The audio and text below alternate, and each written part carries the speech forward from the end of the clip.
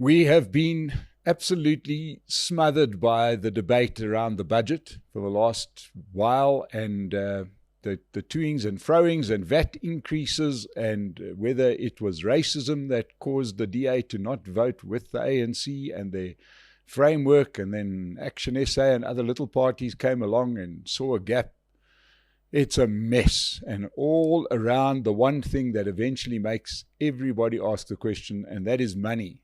So I thought we'd get somebody who's probably the best commentator in the country when it comes to these issues, and that is a very old friend of the show, Khaya Sithole. Khaya, I'm not saying you're old, I'm saying you've been on the show many times for a while, many years, yes? Yes. But it's been a while since you're here. Welcome back. Thank you. What do you make of the budget fiasco? I don't think it's a fiasco. I think it's an overdue process that South Africans managed to not have for a very long time.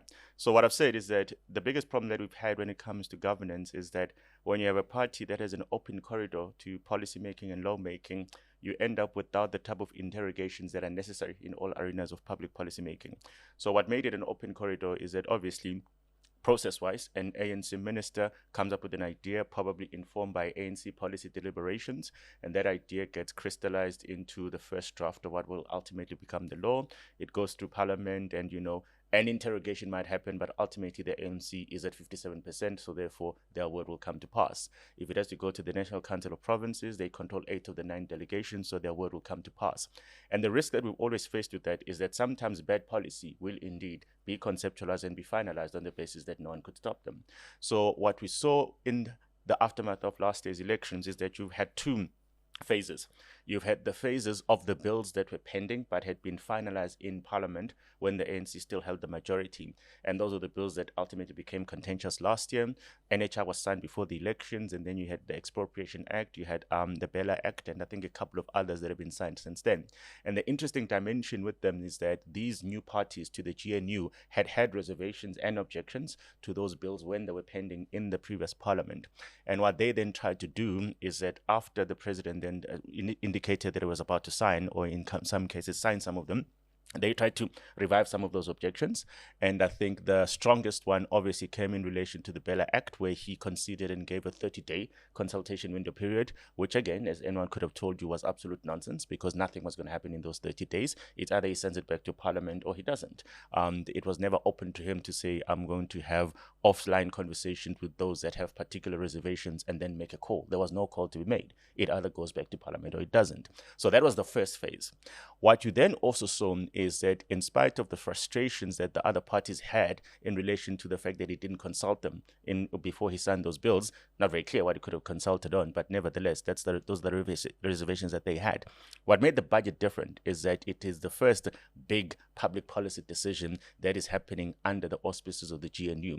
So that process of consultation is definitely something that they all expected, and they legitimately expected it. And when it then became very clear that National Treasury hadn't warmed up to the evolution of our political system, in the sense that it can no longer be a question of bureaucrats sitting in the corridors on Church Street and then deciding to unleash a budget on the country. When it became very clear the day of the first version of the budget, what should have been the first version of the budget, that this had been a process that didn't have the wide consultations that were necessary, it was inevitable that these other parties will say, look, if we can't squeeze you on this one, we're probably never going to squeeze you anywhere else. So I thought it was an overdue process, not only on the political front, but also on the question of, well, South Africans have never really interrogated the budgets that we have. And in fact, it was in the absence of that interrogation where we ended up with the problem statement. We've borrowed ourselves to obscurity, and that's why the minister is now saying, I can't borrow anymore, and if I can't borrow anymore, I must raise revenue, and if I can't raise revenue, I must cut spending. So it is actually a reflection of what we didn't do for such a long time that we're here. So I welcome where we are. Yeah, and of course, given that as per the professor of everything for Khaya Mbalula, the ANC is not a party that cuts expenses. That left one option, and the option is to go for taxes. And given that our tax rates are way out of line with the rest of the world, the only tax that could possibly be raised was VAT. Yeah. So, I mean, if you look at spectrum of taxes that exists out there. So you've got the big three, which is obviously personal income tax, corporate income tax, and VAT. And by the time National Treasury arrived in February, trying to unleash the budget, they had to naturally explain what they had considered in relation to all of those taxes and how they'd reached the conclusion that they had. And they had very detailed explanations. I mean, the first version of the budget was 273 pages. I don't know what the ultimate version is going to be like now. And they went through a very detailed explanation for why they thought that, look, anyone can hike a number. The math is easy. It's the consequences of the maths that they have to deal with. So they explain why, in their view, a change in the corporate income tax upwards is not going to get you the benefit that you want. And you must be very clear that you now have to distinguish between the hysterical noise. Everybody's going to say tax the wealthy. Everyone's going to say tax the corporates. National Treasury doesn't have the latitude of being hysterical. They have the responsibility of being practical and pragmatic. So they've listened to all of those. I'm sure they've considered the question of somebody says, go and tax the wealthy. And then they have to go and then work out what does it mean? What is the definition? What are the mechanics? And ultimately, how much tax can you raise? And if they can't get to an answer that says that this step is going to raise the type of taxes that are necessary to plug the hole, then what's the point? So that's really what the trade-offs are. And I think what we've then obviously seen is that they came to the conclusion, a very painful conclusion, that the one that was going to likely tick all those dimensions, in other words, be a tax that goes up, that's the first question. And then the second one is that be a tax that raises sufficient revenues to cover the gap. They decided that VAT was the answer. And that's where the 2% increment came from. So it was a very difficult process for them. It's never an easy process, but it's also quite interesting that when you've spoken to National Treasury bureaucrats over a very long time, they've always, had this anxiety of some of the calls that were made on the political level made no sense. I don't think the bureaucrats at National Treasury took a decision that they're going to borrow the country into obscurity. But whenever they presented a budget and presented options, the answer was nope. Go and get the money. We're not cutting anything. So you're right. The ANC as a political party, and of course, and it was in government for such a long time, is not in the habit of cutting spending. They simply hope that somebody's going to solve the problem later on. That somebody's you and I today. Yeah, and not only is that's obviously a great synopsis of the problem, but practically we have had some of the most business unfriendly policies over the years, which leaves us with almost no chance of growing this economy. Look, I think the issue that I've raised for many years, I don't know if the ANC has got a national economic blueprint. One that not only seeks to capitalize on what we have, the best of what we have, and also future-proofs us for the world that we live in and that we're evolving into. And what that means is that you seem to have had this idea that we're going to extract as much as we can out of what we inherited and repurpose it, reshape it, panel beat it, and just keep going in this extraction mode. There hasn't been a pause that says that, well, maybe 15 years into it, we need to then start imagining what the next 50 years looks like. So if, for example, the primary, economic activity was based on the minerals that we had, minerals have this wonderful habit of getting depleted over time. It kind of happens whether you like it or not. So then the question is, what became the new economic model that was going to get South Africa going through the first decade after, the height of where we were, the second decade or the third decade? I've never seen a blueprint that caters to that. Yeah. And that blueprint is so intersectional in nature, it probably overwhelms those that have even thought about it. Because the starting point is that, look, until you have an education system that works, I don't care what your blueprint looks like, because it's an education system that becomes a primary feeder into whatever workforce you're trying to cultivate, into whatever skills profile you want the country to have. And I don't know if that courage has been evident. And in the absence of that courage, we've had this patchwork approach that says that we hope there might be a commodities boom. We've had one. We hope that there might be some other a black swan event that results in a tax windfall. We had that when Russia invaded the Ukraine and commodities went up. But none of those are policy effects. Those are just luck of the draw effects. And I need to see the long-term policy that says this is what the economy is going to look like. And therefore, until that happens, this is where you end up. Now, it's obviously compounded, made a lot more difficult by the fact that the ANC doesn't believe that the majority of South Africans are capable of starting businesses. Therefore, they must get a portion of a business that has already been running. They don't believe in the human capital. Well, I think the key problem is that in the absence of the ANC itself having that sense of clarity around how to cultivate and support businesses, it's inevitable for them to assume that it just doesn't happen. So there isn't an ecosystem that says here, if you have an idea, if you're an innovator, here, come and experiment. And, whether it's 100 people that come and experiment and 2 of you succeed, those are the 2 that we're happy to have, rather than the 0 that we seem to be riding on now. So I think until we find a way that gets the right minds in the room to say, okay, we need to actually now acknowledge the fact that even when you look at the models that we've adopted, whether it's a question of, well, how to share the spoils of what currently exists, that will ultimately reach a plateau. So whether it's because you've done the type of deals that just make it impractical to do any other deal, whether it's an empowerment deal or any other deal, the question is, where do the new businesses come from? So I'm not as fixated as on the past as, because it's the policy orientation we've signed up for. We voted for a party that said this is what they wanted to pursue. And of course, when the mandate said that this is the party that we want, then they have to go with that particular mandate. My question is, where is the next wave of business activities and business ideas and this new phase of entrepreneurship going to come from? And in the absence of that, again, this idea of piecemeal, reallocation of a diminishing slice is not going to get us very far. Yeah, and I suppose it's like letting a person, it's like having a person driving the bus, but he's only allowed to look in the rearview mirror. That does make the journey quite treacherous if you're one of the people on the bus. And at the moment, we've got 60 million people on the bus. And the people who have been driving the bus only look in the rearview mirror. They don't look outside the windscreen to see what's coming. And that obsession just grows. Yeah, and I think it's quite unfortunate that, again, we haven't had the dual prism that says, look, we have to obviously deal with the consequences of what we inherited, but also plan for the future.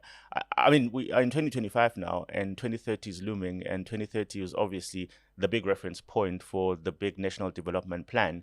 I don't believe any of the milestones have been met or are going to be met. And I think that is a terrible indictment on us as a country, and obviously those that have been in government who not only designed and signed off on the blueprint, but also failed to oversee its implementation and make the type of sacrifices that would have given it a living chance. And I think the fact that the trade-offs are not something that politicians are keen on means that even when somebody said that, look, if I'm a health minister and I need to be able to create a health system of this particular orientation, this is where the investment needs to go, this is where the capacity needs to be. If that doesn't happen, then inevitably you're not going to have the right healthcare system. So now you end up with the minister having to beg for money to employ doctors. I think that's just absolutely ridiculous, but that's what we're seeing, in that he says that, look, there are so many unemployed doctors, we've invested in them, we've trained them, but now we can't allocate them. But it's not because every hospital is fully capacitated, it's because somebody just hasn't done the right budgeting. It just doesn't make sense. Yeah. But in the meantime, while all of this goes on, we remain a country with 700 state-owned companies, of which I don't know if there's one of them that can wash its face, that doesn't need funding. I'm going to find one. Yeah, it's hard. You can keep going. I'm sure at some point we'll find one. But those 700 state-owned companies need 700 boards, it needs CEOs, it needs FDs, it needs people that work there. It needs to buy those sharp, pointy shoes. It needs German luxury sedans in the garage, and A-grade offices. Is there any part of this discussion that leads to an interrogation of why we have 700 state-owned companies? Well, we've had multiple interrogations. Ria Pierre did one. I think it was 2012. The Presidential SOE Council has just recently done one. Praveen Gordon, he left a pending document, which is the National State Enterprises Bill. So the interrogation has happened. The problem is that, what do you do with that interrogation? So the Piega version, because Jacob Zuma commissioned it, we naturally ditched it.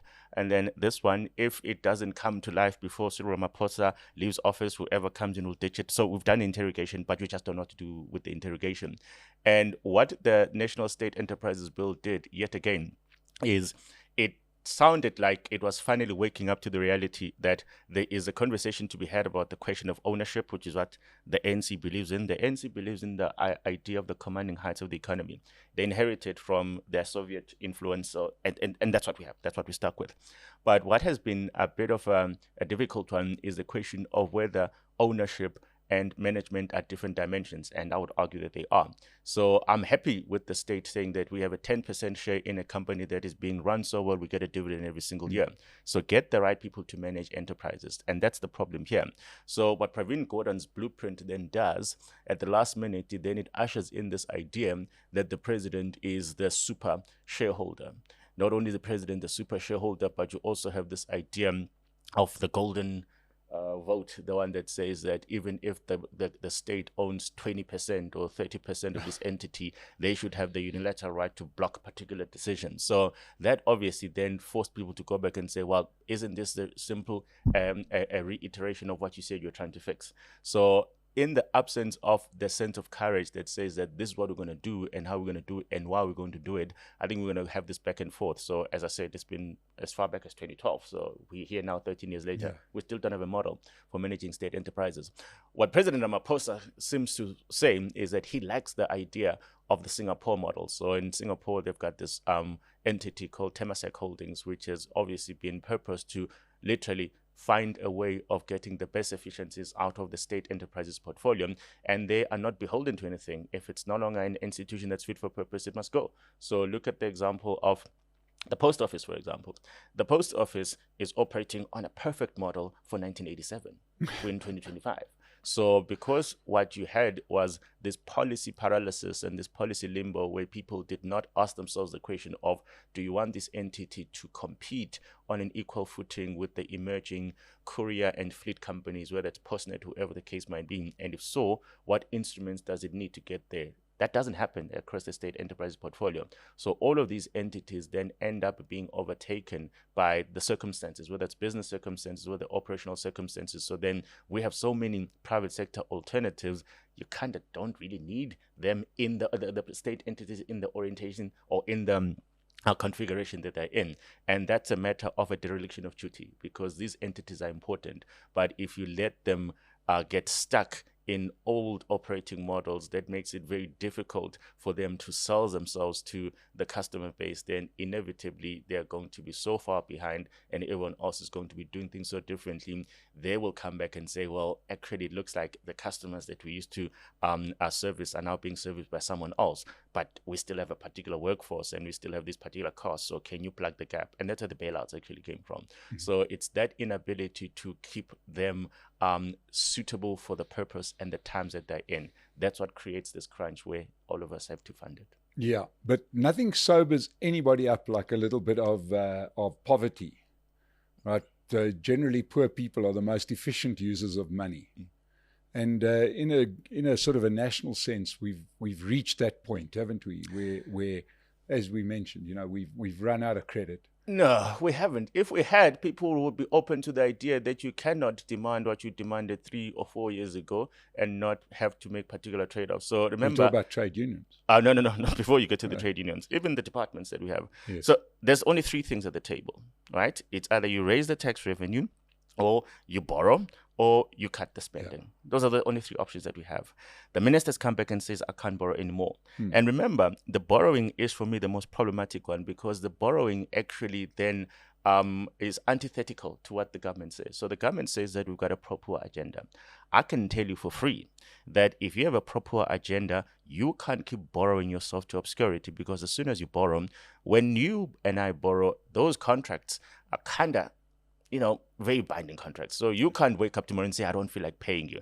That leads to a default. So we're not going to default. So when you have so much spending, what that spending does is that in the hierarchy of repayments, it's there at the top. You have to pay the loans. And we do it every month. National Treasury actually publishes a list of the interest payments that they're making. So what that does is that it crowds out the spending on the things that you said you're committed to. So right now, if you look at how much you spend, I think in interest cost per year, it's around close to 400 billion rand, right? So that's a consequence of us having borrowed ourselves to obscurity. If that 400 billion rand had to be re-channeled onto these core activities that this government says it must do, then I think the plight of the poor and the middle class will be much better off. So you have to be able to concede the fact that for a long time, we said that we're going to borrow to obscurity. We are at the obscurity level. So the minister says, I'm not going to borrow another cent, which is a responsible thing to do. Then the second question is that, well, if you can't borrow more, clearly there's going to be less available. And we all reach consensus on that, well, there's less money available. So if there's less money available, are you willing to take a haircut on what you've been demanding? And every department says no. So what National Treasury then does is that they go through this very opaque undeclared austerity program. What do? They issue directives. Don't hire more people. Cut as much as you can. So it's not a law, but we're simply saying to you, don't do it. So you have that passive austerity program that has not been declared. And then there's another difficult dimension. They then say, okay, cool. You guys aren't really cutting the cost in the way that we want. So what we're going to do is that we're going to persuade your most expensive civil servants to exit the system early. So we're going to give incentives for people to retire early. Wait, what's the problem with that? Well, when you give an incentive for people to retire early, it means that they still have some productive life, some working life. So the people that are going to leave are people that have a possibility of getting into another career somewhere else, right? Now, within the spectrum of competencies, it's not the most, it's not the people at the lower end of the competence scale that are going to be able to get a job elsewhere. So you end up with the people at the higher end, the ones that are good enough to be able to work somewhere else, to leave the civil service and go somewhere else. What do? You decapacitate the civil service. And then they say that, okay, once we have these cheaper civil servants, and then we're going to onboard young people. So now you actually end up with the juniorization of the state, the lack of institutional insights and the lack of institutional wisdom that is necessary to run a state as big as ours. So it's really just this weird loop. So people don't want to cut spending, and the minister doesn't want to borrow more. Inevitably, the answer is that you must raise revenue. When it comes to revenue, the answer is tax. Yeah, there's one other thing about getting rid of those senior employees, senior staff members, is they know the gaps in the system. So they are going to go and start another business, but it's not going to be a productive one. Yeah. In fact, it's going to be a very extractive one because they know how to play the system. And the state will be dependent on them. The state will be dependent on them. I once got into a conversation with somebody who was a municipal manager at a small municipality. And eventually he took the entire operating system home on his laptop and outsourced that work to them via his own laptop because there was nobody inside the system. Yeah, I think it's remarkably irresponsible for National Treasury to keep promoting this idea that we are going to incentivize those that know best to exit the system, because inevitably it's going to be the best brains that exit the system. Yeah. But that is straight. That's communism 101, isn't it? You get rid of the people that are the biggest threat to management, and those are usually the people with brains. No, they're saying in this case they're the threat to the purse. They're saying it's a threat to the purse. They're saying they're trying to cut costs. Again, it's out of desperation. I don't think anyone woke up one day and said, let's decapacitate the state. But when you have this tension point where various departments and various political principles refuse to entertain the trade-offs that are necessary to get us moving, then this is what you ultimately force the bureaucrats to do. And it's tough being a National Treasury today because everyone's like, you're the ones that are saying this thing. I'm like, yo, but surely they don't have this unilateral veto over everyone else. They consult, they deliberate, and then at the end of the day, they have to sign the checks. And if they say this is the only way we can sign the checks, then that's what you end up stuck with. While we go into our next part, I'm going to ask our poor old, the long-suffering producer there, Matthew, to get up our friend, the debt clock, which we like to put on our... You have a debt clock now? We have a debt clock, yes. So this is something that I would like to burn into everybody's brain, just so that we can understand that when we, for those that think that the government should be the employer of last resort or run our businesses, they should understand exactly where the South African debt is and how it climbs. And as you mentioned, we pay interest of about 400 billion rand a year, more than R1 billion a day. And, more than 1 billion a day, more than R1 billion a day. And there it is, $4.5 trillion rand, which attracts interest payments of 400 billion rand a year, more than 1 billion rand a day of our money. It's not the government's money, it's our money that has to pay just the interest, not the capital. Not, in other words, paying that debt down. It's just paying the interest. That's not paying off any of the capital. More than R1 billion a day. But let's discuss the political dimension, because many of our political parties, including many in the GNU, saw it fit to support the ANC's framework, saying that the bad guys here were the DA that wanted to address spending. And you have the DA and Freedom Front Plus, but you have parties like Inkatha, IFP, like Patriotic Alliance and so on, all these other minions, Action SA being the most vociferous, to say, no, we'll support Treasury in raising taxes. They said not, but that's going to be the end of the day, isn't it? They're seeing the political gap here and saying debt means nothing to us, to South Africa. You're going to pay more tax, but we just see a political opportunity here to make the Democratic Alliance and Freedom Front Plus look quite bad, and have supported Minister Enoch Godongwana and his tax raises. Yeah. So remember, we start off with the initial budget, which, again, because of how vocal the DA was in the rejection of it and how contentious it was for everyone else, including members of the ANC, that one was easy to reject. I think it was useful for a lot of political parties to indicate firstly that actually we need a more consultative process, but also we do stand on the side of citizens. So I think anecdotally, nobody wants to raise taxes. Even Enoch Godongwana said he doesn't want to raise taxes, but he doesn't have the latitude of just saying, oh, I wish I couldn't do this. He has the responsibility to then say, so if not, then what? So the first iteration of the budget kind of easy for everyone to reject because the numbers sound, quite high and all of that. So what the ANC then does is that in the interim, it then tries to figure out that, look, we have a credibility crisis, not just as a political party, because that's not as important here, but as National Treasury, there's a major credibility crisis here, because what they argued in the first iteration of the budget is that we've spent the past year, as we are duty bound to do, interrogating every aspect of the kitty, and our only answer that we have at this stage is that if you guys persist with the spending program that you've asked us to fund, then the answer is 2%, right? And then National Treasury then goes back and retreats, and then they come back and then they say, well, if you are willing to change here and there, tinker here and there, then the answer is 0.5%. So that's the second version of the budget. It is very, very difficult to imagine that Treasury can retain its credibility if they come back and then they say, oh, actually, we've now found a different answer. Because what Treasury does on an ongoing basis is that they engage with the capital market on our behalf. So that 4.5 trillion rand that you saw there, which is what we own, is as a result of them having to continuously convince those that have access to resources to say, look, you can still lend to us, right? Now, when those particular individuals turn around and say, well, you say we must lend to you, and when we lend you the money, how are you going to repay it? And then National Treasury has to say, no, for this one, we'll get the taxes. For that one, we'll use a user pay principle, which is what e-tolls was about. So a lot of their credibility and their ability to raise debt at the levels that they are hinges on the question of whether the capital markets trust them, right? Now, when you then end up with the Treasury whose ability to be trusted is severely compromised, what will happen is that particularly if you come back and then you say, no, we don't want this, we want you to borrow more, they will go back and borrow. But when they borrow, they will actually then be charged what we'll call an additional risk premium. Because, I mean, you've worked in banking, everyone will say, look, you couldn't even convince your politicians to actually fund the borrowings that you have. So, in fact, we're not going to give this to you at 10%, we're going to give it to you at 12 or 15%. Now, what that means is that even in those conversations that you think are solving the question of the tax hike, you're actually condemning us to an even bigger problem later on. Because if you're saying that don't do it through that, go and borrow, they will borrow at a more expensive rate. That will ultimately have to be paid. It doesn't matter what you and I feel. Those debts have to be paid.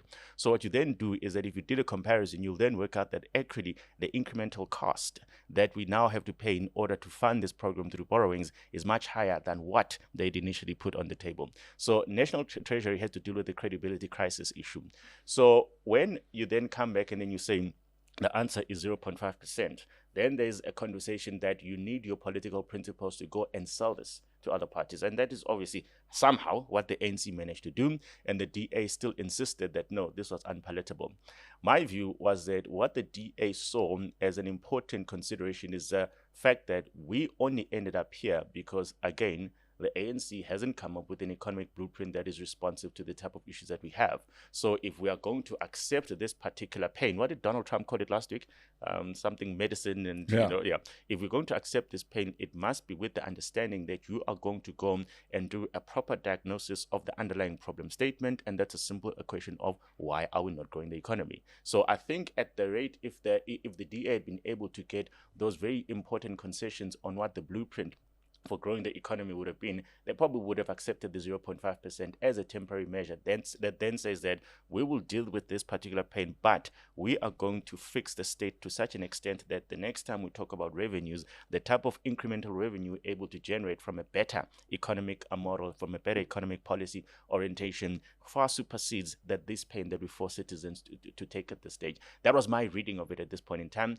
Obviously, when you've got smaller parties, the smaller parties aren't on individually going to swing the pendulum. There isn't one. It's only the DA as a single party that can swing the pendulum. So the question of that getting as many of these smaller parties on board was obviously the big mission statement for the ANC, because they want to defend the credibility of their own minister, but also I think ultimately the credibility of National Treasury is at stake here. If they have to come and draft a third budget, everyone will be like, but if we don't like this one also, why don't you go and do a fourth one and fifth one, and to what end? So it's a very difficult space for them to be in. But hey, I don't think a minister would be willing to do a third budget. I would walk away.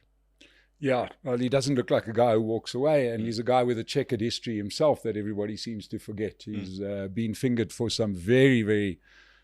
We talk about Minister Enoch Godongwana. I've done some detail on his career.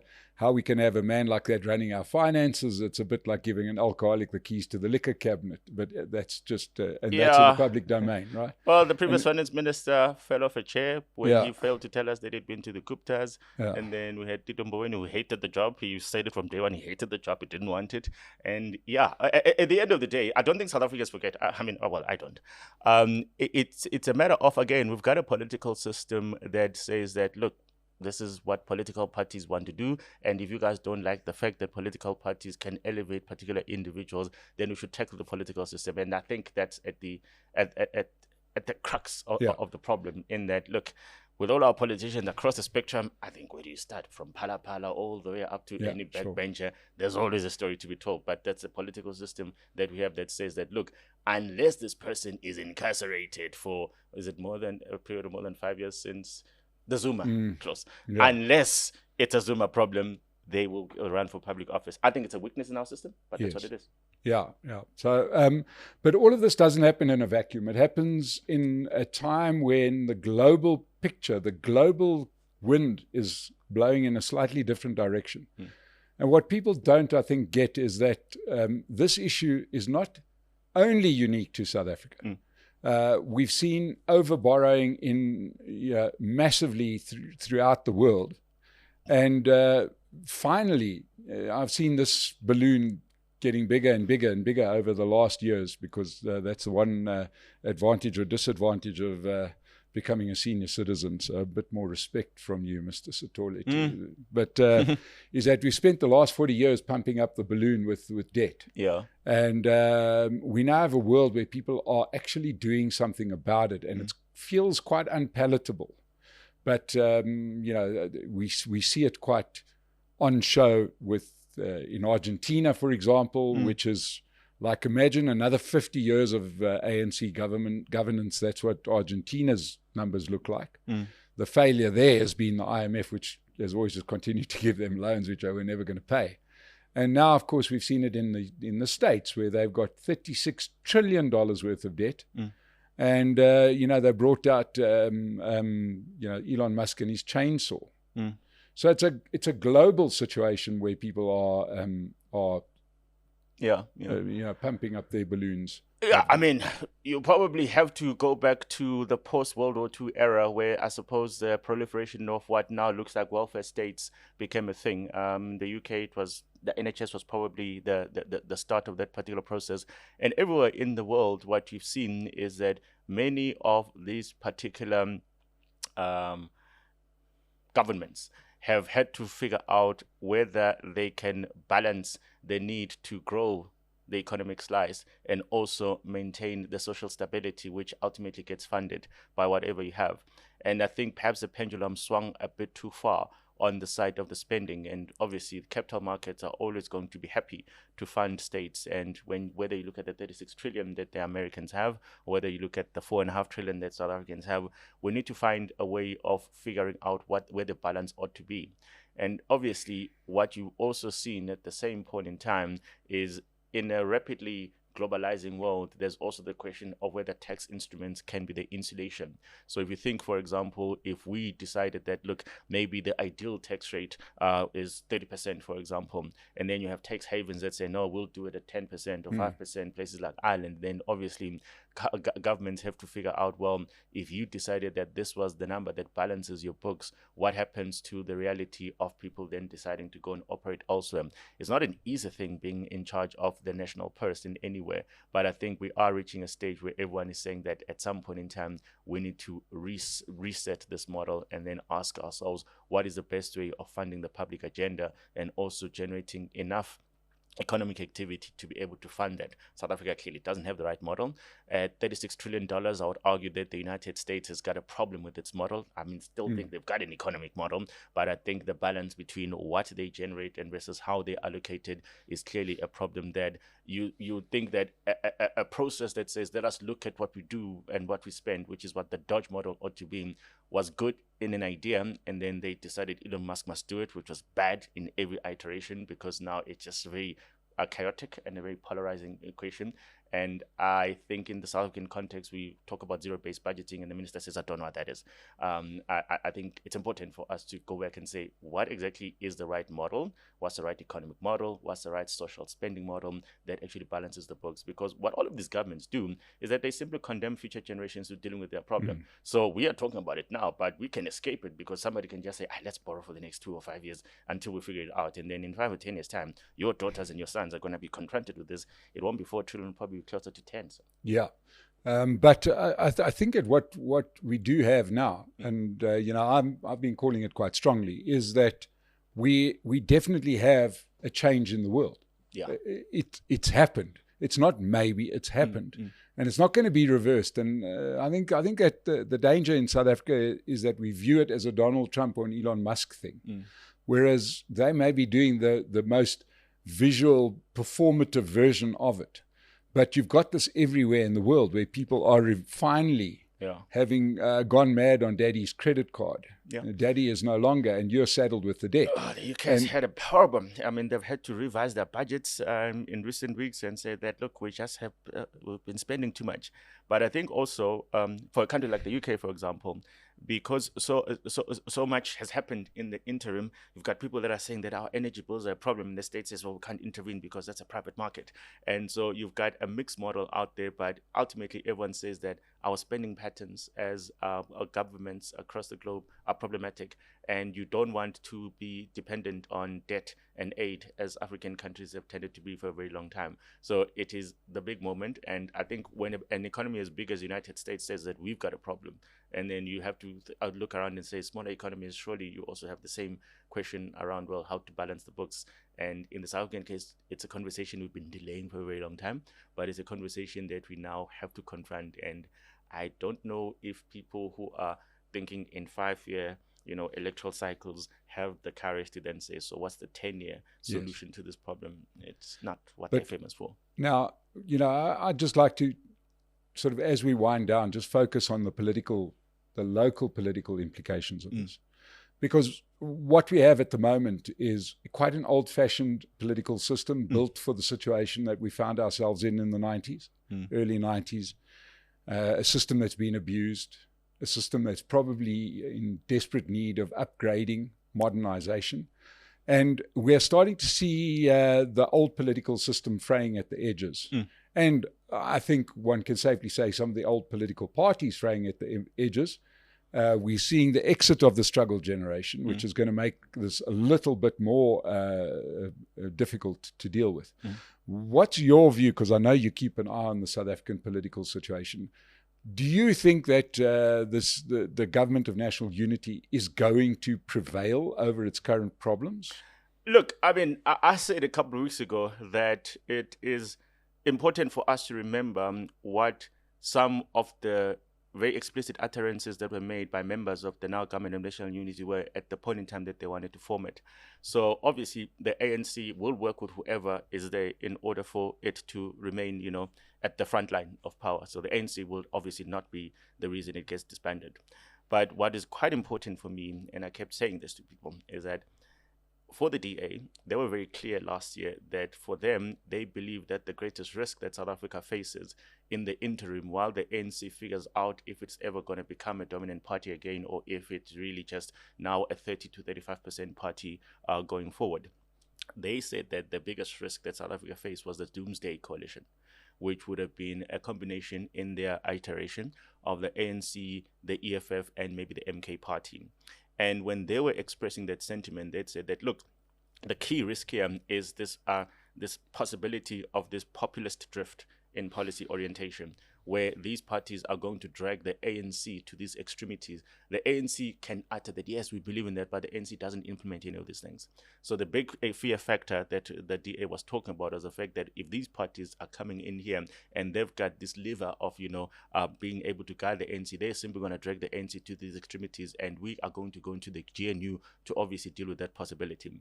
So when this whole VAT fiasco happened and everyone said the DA is going to leave the GNU, I said, I don't see that happening, because if the DA was right, if they were indeed right that the other parties will enter into a doomsday coalition with the country, then the DA itself, if they exit and they allow the space for that to happen, and their own predictions are true that we do get dragged into this populist drift, then the DA would have betrayed the country. So it's very difficult for the DA to then go back to the electorate and say, oh yes, actually we warned you about this, and then we allowed it to happen because we didn't have or couldn't reach a meeting of the minds with the minister, and now here the country is even more screwed up than before. I don't think how you can reconcile those two messages. So the DA must stay in the GNU on the basis that the DA said that their presence in the GNU saves the country from this extremity. That's the first part. The second part is that it's even more problematic to imagine that if the sense of frustration is that, look, we're within the GNU, but we were not as persuasive or as influential as we wanted to be. If you get out, then you're not persuasive or influential at all. And you've opened up the space for those who hold opposite views to then actually then drive the influence, and I just can't reconcile that particular position. So even if you lose this particular battles, you are better off still being within a position to say that actually we still want to be able to fight from within. Being an outsider is even more problematic, and I think what we need to be able to figure out is whether the DA can find a way of being able to say that now that we've created this particular crisis, and this type of crisis was undesirable for everyone, what are the new rules of engagement? And I've been saying it since the budget. We wouldn't be here if the president had done what he promised to do. The president said that he's going to come up with clearinghouse mechanism. It is that clearinghouse mechanism that would have said somewhere in October or November, look, we think we've got a problem. In that in February, it looks like the only way we can answer the national question is to say there's a tax hike. Let us deliberate on it. For everyone to discover on the day that the budget was meant to be delivered just how big the scale of the fix was going to be, and then to reject it on the day, I think it was highly irresponsible. And if the president had set up this clearinghouse mechanism that he promised to do, then at least there would have been internal deliberations long before the budget was due to be tabled, and there would have been some way forward of saying that, look, we haven't been able to reach a meeting of the minds here, but we're still proceeding on XYZ. So the reason we've ended up with this crisis is because of what the president failed to do last year, and he still hasn't done it. Yeah. Just in closing, I want to ask you, with some of our policies that we've taken as a given, now being put under a very close microscope, especially by the US, the rest of the world being too polite to tell us that they have a problem with these policies. So don't think that they don't have a problem with them. Yeah. What do you make of the future of some of our policies that are against the way that the world operates? You've got an Expropriation Act. Then we have to go around the world telling people that this thing we call an Expropriation Act isn't an Expropriation Act. And race-based legislation against a diminishing minority, etc., that people see as not good policies. It is March 1998, and Bill Clinton has just gone on a tour of Africa, and it turns out that there was something that Monica Lewinsky was saying back in the US, but this is still another day. And at that point in time, what the United States had done is that they'd started drafting what ultimately became AGOA, and in that draft agreement, there had been clear about what the conditions of eligibility are. And in the press conference that Nelson Mandela then hosts with Bill Clinton, he actively confronts him about that to say that, look, some of these conditions that you're putting out here are indeed infringing on our understanding of what each country, each sovereign country is allowed to do. And of course, there was an interesting contradiction there, And that one of the conditions of AGOA is that you must be a country that is gradually moving towards democratic principles. And obviously, democracies, as we understand them, come with this idea that every country has the ability to then say, this is our political system, this is a democratic political system, we're a sovereign nation. So it was that contradiction that Nelson Mandela was testing to say, well, if you're saying that we must move towards that type of democratic autonomy that you guys say you espouse, and yet you still want us to only participate if we do not engage in actions that undermine US national interests, where do we draw the line? So it was an interesting conversation that the two of them had at that particular point in time. And the point is, every country out there has to firstly decide what it is that works for it as a country before it then figures out how to work with the global community at large. The idea that you can have perfect relationships with all 200 countries out there is quite simply a fanciful one. I don't think it's possible. Countries are in different stages of political and policy orientation, and who they decide are important partners or not important partners. So that's important to consider. And in this instance, what we also have to figure out is there's one thing that you cannot fault the ANC on. The ANC has kept the same linear ideological or policy development approach. So the things that we have now are things that have been developing over time. It's not things that have come up in recent months. So the question is, what then underpins this escalation towards this interrogation or the scrutiny of those particular laws? Is it simply a new US administration, or is it a new way in which the US has decided to engage with the world at large? And I think in that, and unpacking what underpins the recent scrutiny and the recent focus, then you'll find that actually there are many more conversations behind the scenes that we're not privy to. And I think we cannot deny the fact that South Africa's position, their principal position on the question of what happens in the Middle East, again, it's been a consistent position ever since the democratic government came into power. That has obviously escalated hostilities and escalated tensions. And that's something that we must accept. It is what our government has decided it wants to do. And if it comes to trade-offs, we must understand the trade-offs and then make the call on how we want to manage our way around those particular trade-offs. And I think it will probably be even more dangerous if South Africa then became a proxy state for the whims of a very erratic US administration. If this was a US administration that you say to me, we think that on principle, this is how they behave, this is how they interact, then I can work with this. I cannot put South Africa's fate on the whims of a man who signs executive orders because he feels that he must sign something on a daily basis. It's far too erratic for us to pin ourselves onto following, the mood. If it was a question of a government operating on principles and saying that we think this is the way to go, I think we can work with them. But Donald Trump and his erratic way of doing things cannot be the way in which we formulate our orientation in any direction. It's just too dangerous. Maybe not, but I suppose we could look to two things. One is that if these policies were in the best interest of the country, we wouldn't have this exploding unemployment crisis. If our policies were that good, we wouldn't, perhaps given our performance, we shouldn't be in a position where we're telling other people how they should be running their countries. Look, this moral high ground we've got. Yeah, look. When you've got murder rates that are I think the spectrum of our policies, when taken together, is probably a mixed bag. It's a mishmash of things that are sometimes irreconcilable. So there's some policies that you say, if you read it on its own, you can kind of see, okay, if this gets executed properly, then we might end up there. And then you read a policy next to it that says completely the opposite, seems to be going in a different direction. So I think it's that lack of clarity about what exactly are the key guiding policies that we should have. And I think you could probably narrow it down to the key dimensions. What is that? The trade dimensions? What are the economic policy dimensions? What are the international relation dimensions and the foreign policy dimensions? So sometimes South Africa tries to tackle way too many things. So even when you see the story where people say there are 142 race-based laws, I haven't seen a proper synthesis of quite, this is what the law is, this is the race-based dimension of it, these are the consequences, this is the context. So everybody says there's 142. I haven't seen the list of 142, but if there is such a list, it'll be good to actually see what exactly is it about these laws that is becoming the focal point of it, because South Africa does not make laws in a vacuum. South Africa doesn't wake up tomorrow and say, oh, we think there should be this law because we like it. South Africa has to undergo a process of saying, what is the problem statement? And if the problem statement is XYZ, what is the interrogation of that problem statement from a variety of people? So South Africa has got a very consultative policy-making system. In fact, some people say it's too consultative. And then at the end of it, then you end up with a particular outcome. I'm happy to accept, as I said earlier on, that for as long as the NC had an open corridor to policy-making, which I had for 30 years, it was always a big risk that some bad policies would be ushered in on the basis that as soon as the NC says yes, then the answer is yes anyway. under this new government, there'll be greater scrutiny, and I think there'll be better laws being made. But we also cannot deny that laws do not happen in a vacuum. It would be an autocratic system if the ANC woke up and said there's a new law. They don't. They can't. In fact, the courts kept reminding them that, look, if you undermine public consultation, that law has got no standing. I think the most recent example was, again, invoking the whole land question, when President Jacob Zuma then says, we're going to reopen the process while there were still pending cases. So the Lamosa judgment, which is the land access movement of South Africa, made it very clear to the government that you do not have the ability to wake up and decide that there's a new law. If you undermine public consultation, we will strike it down.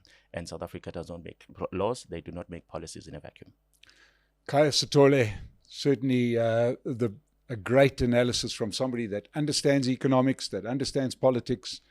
He's got some great insights for us. I hope that you enjoyed it as much as I did. Certainly, I'd like to thank Pace Car Rental that support this show and keep us going on. Khaya, thank you so much for joining us. To everybody that joined us on the State of the Nation, thank you. Subscribe to the channel if you haven't already. We'll see you again on the State of the Nation. Thank you.